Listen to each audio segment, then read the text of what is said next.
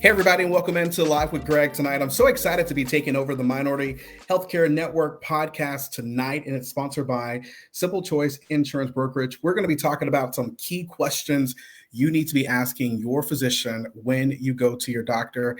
And I'm so excited to be talking to two amazing guests tonight. First off, we have Dr. LeAnthony Hardy, along with my friend LaQuentin Jenkins down in Houston, Texas. Gentlemen, how's it going this evening? Great. Thank you for having me. Going well. So good to be talking to both of you. So first off, starting with you, LaQuentin, when you think about this particular podcast, it's something you started because you wanted to make sure people had, good information when it comes to not only just when it comes to insurance and healthcare, but also making sure just overall about your in your healthcare and things like that is so important. Yeah, I want to create dialogue in our community. We struggle to have certain types of conversations. So what I wanted to do is bring the experts like Dr. Hardy and many others onto the platform so that they can address those questions and those concerns from a physician's perspective, as well as having guests on that are patients, so we can have dialogue between the physician, between the insurance, and the person receiving care. That's the ultimate goal, is to get all of those entities talking together. So, Dr. Hardy, when you think about your career, before we even talk about, things that people need to talk about when they come to the doctor's office, how in the world did you become a physician? A lot of hard work, a lot of sleepless nights. It's something that I always wanted to do. As I was telling LaQuentin, I had a lot of illnesses in my family, and I saw the end stage effects of long-term chronic disease. And so I felt like being a primary care provider in particular, I could help some people sort of lead more productive and healthier lives. So when you think about this topic we're talking about tonight, when you see physicians come in, not physicians, patients come in to see physicians or even yourself, what are some of the common mistakes people are making every single day when they go to their physician? Sure. So you have to remember that you are a partner, and no one is going to be a better advocate for your health than you are. So you should have the posture that your physician or your provider is going to be a partner with you. And so some of the biggest mistakes is people are very passive. They hold back a lot of information. They don't come prepared. So you just remember that no one is going to be a bigger advocate for your health than you are. And the doctor can't treat or help you treat what they don't know about. When you talk about this, LaQuentin, just a week or so ago, we talked about this in another show where you talked about you should also talk with your doctor, but you also had a cheat sheet where people can put those questions on that list. How crucial is it for people to do that, in your opinion? It's preparation, man. It's going prepared. The thing that Andre constantly tells me is that you are your biggest advocate. You are the biggest advocate. It's not the doctor's responsibility. It is the patient's responsibility. And the reason it really sticks in my mind is because, number one, unfortunately, everyone is not honest with the physician. They don't always tell the physician everything that's going on. And as I interview physicians, one of the things they're most concerned about is that patients don't take the medication the way it's prescribed.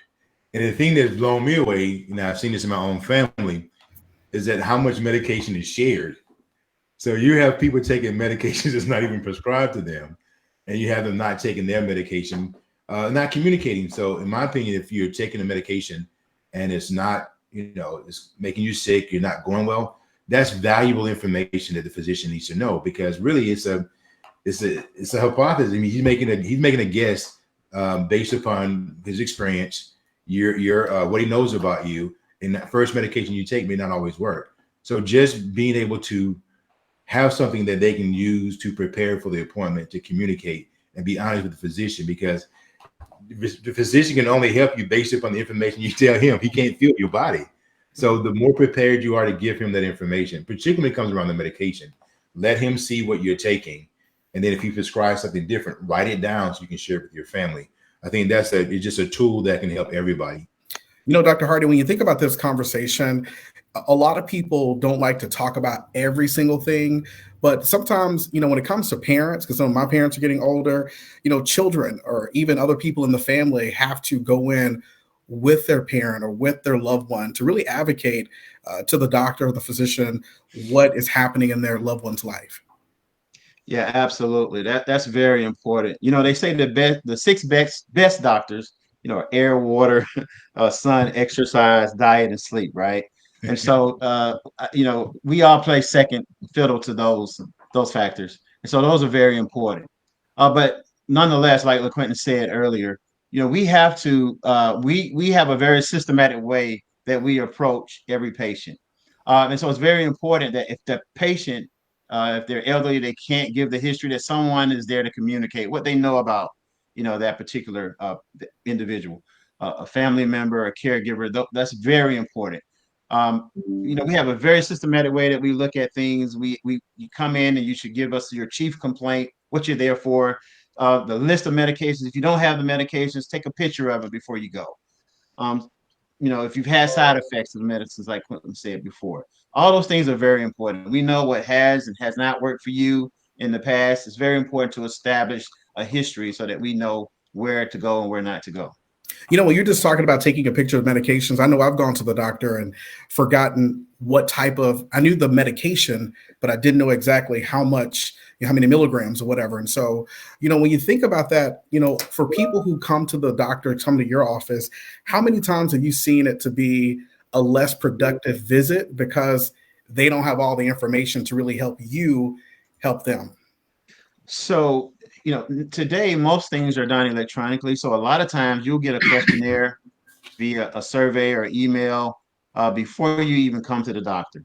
Make sure you fill those out. If you come to the doctors with those already filled out, then you'll have the medications, the spelling, the doses, the frequency already put in, and then usually someone in the front office, you can turn that in with your paperwork, or now everybody's doing it on a tablet, and so that can kind of cut time and give you more time to discuss with the physician what you're really there for.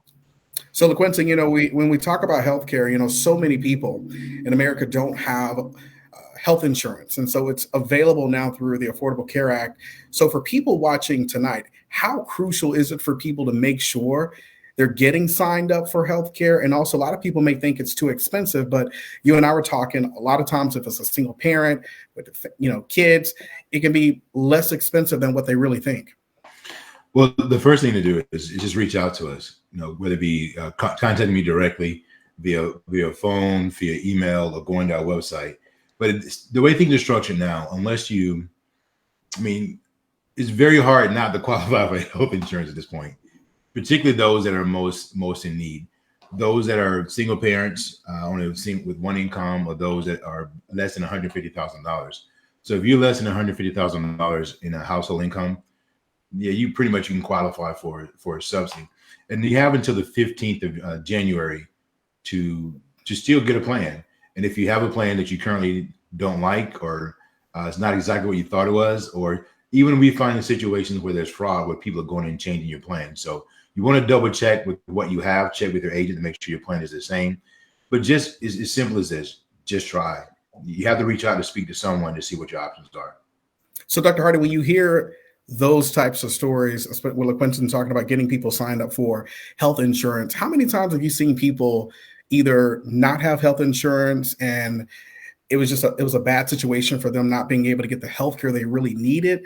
And also, how have you seen people just getting the Affordable Care Act insurance and be able to get the health care they truly need? Yeah, great question. I think the Affordable Care Act has been, it's been a godsend, I think, for a lot of families, a lot of people. It sort of, as a society, we sort of decided that, you know, 40, 50 years ago, that the elderly, it's very important that we as a society come up with a government, Medicare plan to take care of, because that's where most of the utilization of healthcare is. But then there was a working poor, people stuck in that middle that were uncovered. There were entrepreneurs who, if they didn't work, they didn't have access to an employee-based plan. So, generally when people are in the right setting, by that meaning they don't utilize the ER as their primary care, they have someone that they built trust with as a primary care provider. That really goes a long way in prevention and with catching things early. We don't, in the hospital, by the time you end up going to the ER and needing the ER, it's usually too late to really reverse the end organ damage that occurs with untreated high blood pressure, untreated diabetes, untreated peripheral vascular disease. You pick up cancers late. Everything is about early detection and prevention. And I think having the Affordable Care Act and an avenue for people to get covered has been really a blessing in disguise for a lot of people and for really for this country. When you think about that, for people that are watching, um, how crucial is it for people to make sure they have some type of coverage in getting that annual exam? Because I've talked to a few people, some of my friends in their 30s and 40s, they're saying I haven't been to the doctor in 5, 6, 7 years. And my mom is in the medical field, and so I knew how important it is to get your annual exam. It's very important. It's sad to say that most men will take better care of their cars than they will their bodies. They'll get their cars, they'll get their oil changed every 5,000, 3,000 miles. They'll get the tires rotated. Well, just a little bit of prevention and a little bit of just building that trust with a provider that you can trust and being an advocate for yourself can go a long way. It's easier if I can catch a PSA elevation in earlier on when you first having symptoms than by the time it's metastasized throughout your body, or getting that colonoscopy early rather than having to have a colectomy and a colostomy bag because we missed it. So that's so important. It can be the difference in life and death, the quality of life, how long you live. It's very important. Since you bring up the, colonoscopy and all of those different types of preventative exams as you get up in age. So, LaQuentin, when you think about health insurance, is it like a certain plan that people should get when it comes to making sure their plan covers all of those preventative exams, like, mammograms, things like that? So most of those things are covered as preventative care, whether it be the Affordable Health Care Act or whether it be your basic plan with your company. All those things are covered. They're really the biggest determining factor. And we do this with all of our seniors. The first thing we do, we get a list of medication, their dosage, and their frequency. Okay. We put it into our system, and we help determine which plan works best for them based upon the medication, because cost a lot of times is what impacts the senior most about taking the medications. So once we do that, the next part of it is making sure that their preferred physician and hospital is in network. I'm not big on the letting that be the biggest determining factor, because if you have a plan that doesn't cover your medication, that's the biggest part. I mean, that's your maintenance. And unfortunately, we have a situation where plans are switched, where the patient really isn't aware. And the next thing you know, they're in a situation where they're struggling with their medications. But people don't realize, even on Medicare or any particular plan, the pharmacy that you go to makes a huge difference. I mean, I have clients in Chattanooga that are physicians. And I remember she asking me, she said, I want to be on the same plan with my husband. Well, her medication on the same plan with my husband was $3,000 more per year. Needless to say, she changed her. She chose a different plan because the formularies changed. From year to year, all those same medications change. Not all the medications, but many times they're medications that may go up and down on a tier level. They could be a tier 1. Next year, they can be tier 2 or 3. They negotiate and change who's the preferred pharmacy. One year maybe CVS, next year maybe Walgreens. And there's a significant cost change, particularly in Chattanooga right now with Blue Cross Blue Shield, because they moved away from CVS, and some of the clients there did not move with them.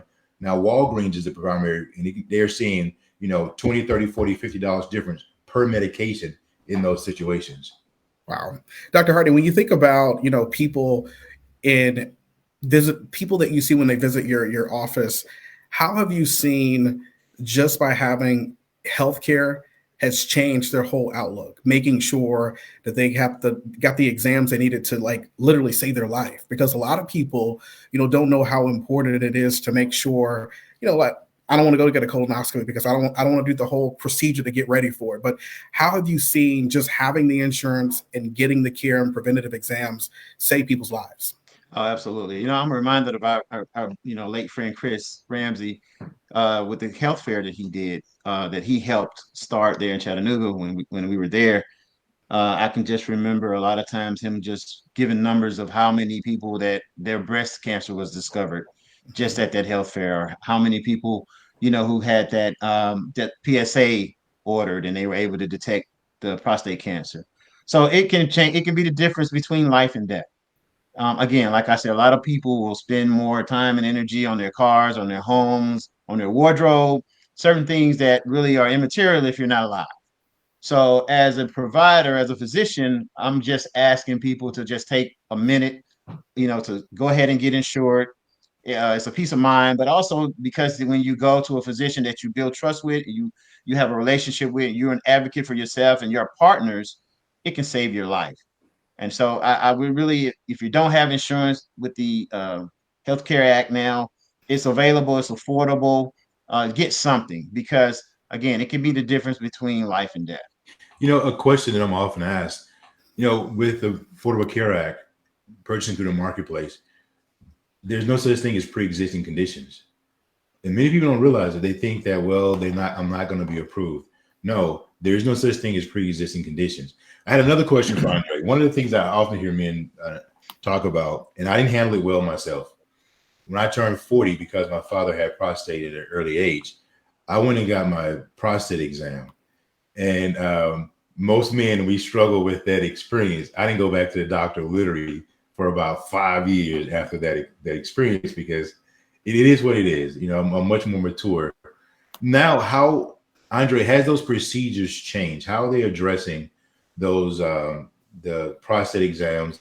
I think my father told me to do something differently now than when I went last time, because a lot of men, that's their deal. They don't want to go through the process of the exam. Yeah. It's not just that. I mean, of course, now we have biochemical assays and lab work values and so on and so forth. They have ultrasounds and other things. A lot of times we just go by symptoms. That's just really a screening. The screening. If people have a lot of times now you can go by symptoms. That's why it's very important that you are open and honest with your doctor. If you're having problems urinating, if you're having problems, your stream is slow. You just need to be honest with what you're experiencing, and you need to build trust and a line of communication with your provider. That's been a problem in our field, especially in our community, with doctors, with the healthcare in general. And so that's why the ABIM, the American Board of Internal Medicine, has started a campaign called the Choosing Wisely campaign, choosingwisely.org. Anybody who's interested, it was a cooperation between the American Board of Internal Medicine and every single specialty, American College of Gynecology and all these other ones. You can go to that website, and there's a column for patients, questions to ask, and the 15 or 20 or so best practices and things that you should be discussing with your doctor. So if you were interested in what the question you just asked me, LaQuentin, you could go as a patient, go to choosingwisely.org and click on the American College of Urology or any questions they have to do with urology, and they will have a list that the urologist, their board, will tell you these are the things that you need to be doing and need to be asking and need to be discussing with your urologist. The same for OBGYN, the same for internal medicine, the same for pediatrics, and it's choosingwisely.org. You can go to that site. There's even a spot for physicians, just in case, sometimes something new or something has changed. The 15 or 20 or so best practices, conversations, recommendations, these things are there. And it's because the ABIM realizes that there needs to be a better trust. They have a building trust initiative, more trust, more communication between families, patients, and providers. I do have a question for both of you, and starting with you, Dr. Hardy. For folks out there, their parents are getting older. How important is it for, siblings or cousin or children to really get involved in their parents' healthcare? And what do you do if the parent says, I'm good, I'm taken care of, but how do you really push and nudge them to make sure they're getting the healthcare they need?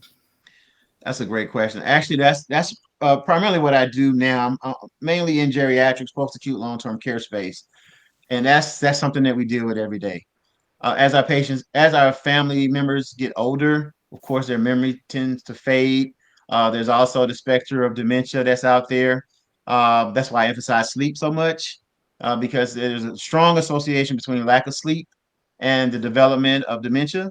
But it's very important for someone to be an advocate for your family members. You really just have to really express how much you love them and how important it is that they just go and get that extra care that they need. Because again, as we get older, if you have long-standing hypertension, it affects every organ in the body, from the eyes to the extremities to the kidneys, risk for strokes, all those things from long-standing hypertension, long-standing diabetes. They're very important.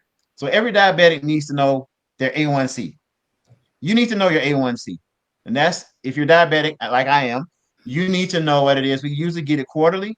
If you are taking care of an elderly patient, an elderly family member, you need to know that information. If they have heart failure, you need to know their ejection fraction. You need to know what their blood pressure is running.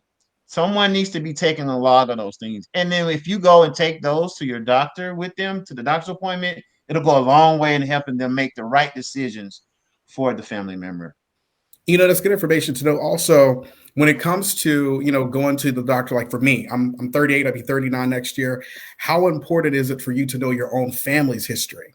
Oh, extremely important. Yeah. Genetics are important. And family history, can help the doctor a long way. My boys are sickle cell trait. They need to know that. They need to know that. Um, they have high blood pressure. They have coronary artery disease, heart disease in the families. We have family members who died in their 50s from heart disease. That's very important because that will let your provider know.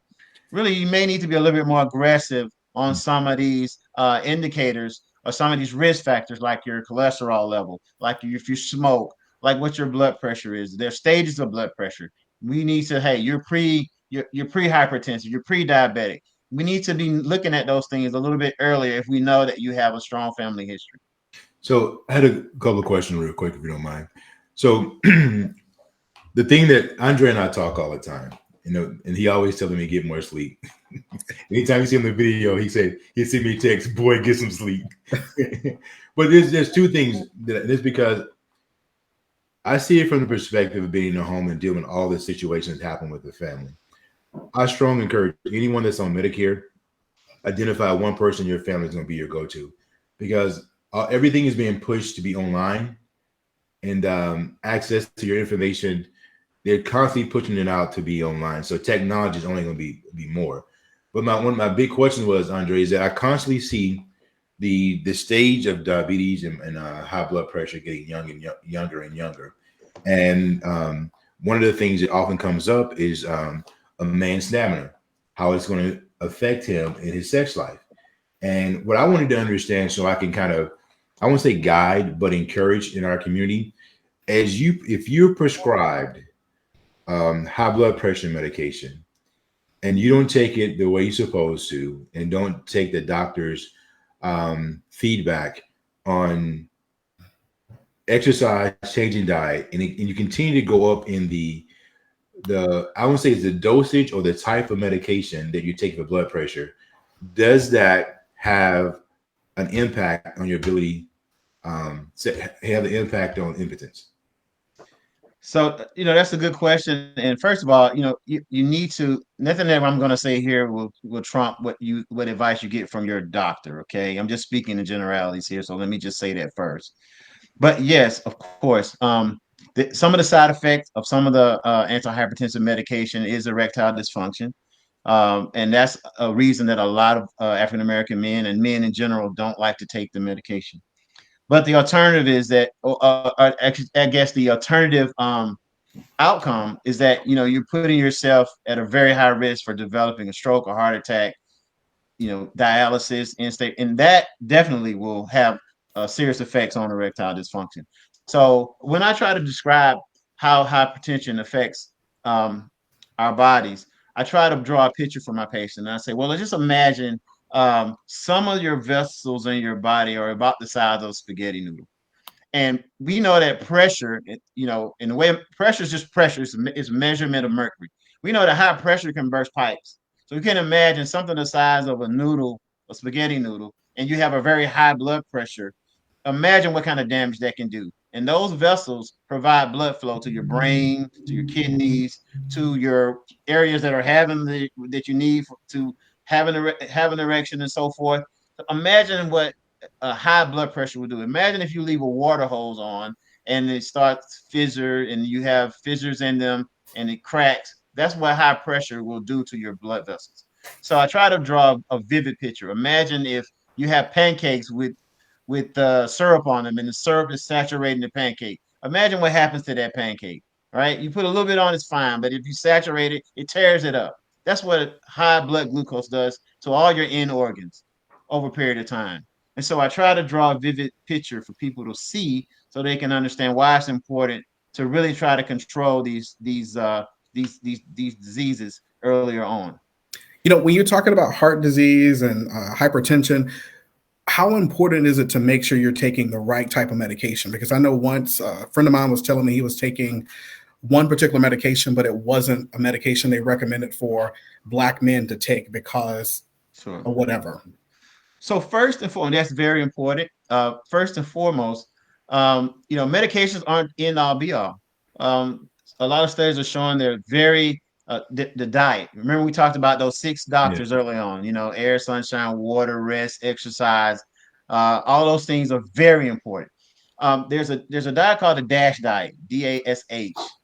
If you can look it up, you can Google it. It's, year after year, it's been the #1 diet to improve health, no matter what study you look at. It's really close to the Mediterranean diet. Those type of diets, food that are low in sodium, foods that are high in other things like potassium and other minerals, they will lower your blood pressure. You can start with your diet. Your diet really can improve your blood pressure, especially most African Americans, because we are salt sensitive. Most of us, we are salt sensitive. Some people think that that was a sort of a survival advantage during the Middle Passage, but nonetheless, we are salt sensitive. So that's why diuretics seem to work better with us, water pills. So that's very important. But you can start with diet, exercise, things like that. Non-medical, non-medicinal treatments, relaxation, better ways to handle stress. All of those things can tend to lower your blood pressure before you even take one pill. Before we wrap up tonight, LaQuentin, for folks watching, if they need to get some health insurance, if they don't have health insurance, how can people get signed up today to make sure they have coverage starting January 15th? There's 3 primary ways. One, go to our website, simplechoiceiv.com. That's ivindigoboy.com. Or you can call the office at 832-626-7791. 832-626-7791. And I'm real anxious to help as many people as possibly can. So I always give up my cell phone number as well. 713-201-9402. 713-201-9402. And we'll be grinding through the holidays. The only day we're taking off is Christmas. We'll be available until midnight on January 15th. Please don't wait to then, because it gets very difficult making that happen. Sounds good. Sleep, LaQuentin. Yeah, sleep is important. Hey, Dr. Hardy, any final thoughts for you? No, just thank you for having me on, and make sure you establish a relationship, be an advocate for yourself, and get a partnership with someone you trust. That's important. Thank you, my friends, for joining us tonight. We really appreciate you joining us for the Minority Healthcare Network podcast tonight. I took over for my friend LaQuentin Jenkins, and again, thank you both. We'll talk soon. And by the way, Merry Christmas, Happy Holidays to everyone watching tonight.